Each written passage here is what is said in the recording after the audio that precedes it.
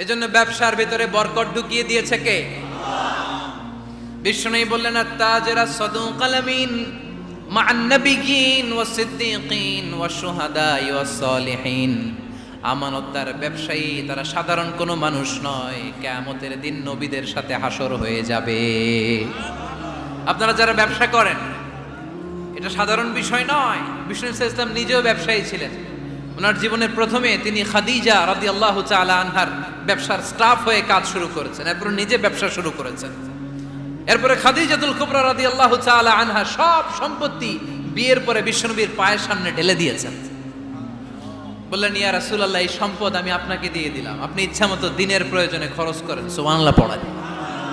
এজন্য বিষ্ণু ইসলাম আমাদের জন্য উপমা, আব্দুর রহমান ইবনে আউফ আমাদের জন্য উপমা। যারা ব্যবসা করেন তারা বিষ্ণু ইসলামের সুন্নাহ পালন করছেন। আত-তাজির আস-সাদুক আল-আমিন। বিষ্ণুই বললেন, সত্যবাদী আমানতদার ব্যবসায়ী, যে ব্যবসা করতে যে মিথ্যা কথা বলে না।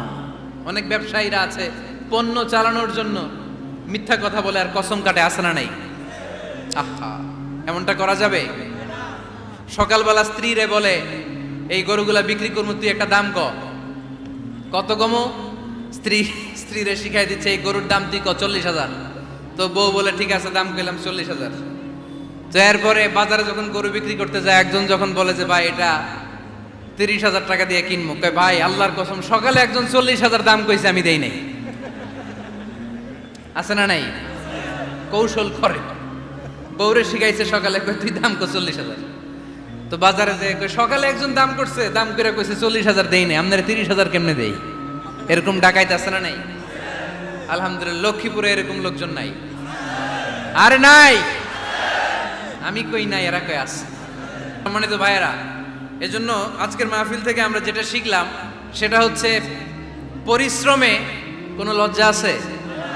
আমরা কাজ করে খাবো, ঠিক কিনা? Never underestimate any job.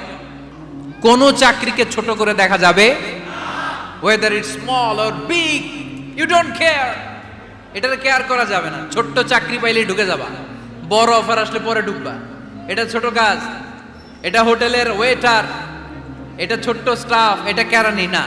কাজ কাজই, কাজের মধ্যে কোনো ছোট বড় নাই। খেটে খাওয়া মানুষকে বিশ্বনবী অনেক সম্মান করতেন। বিষ্ণু ইসলাম খেটে খাওয়া মানুষদেরকে এত ভালোবাসতেন, বিদায় হজের মতো এত গুরুত্বপূর্ণ ভাষণও এই মেহনতি মানুষদের কথা বাদ যায় না। সুবহানাল্লাহ পড়বেন না?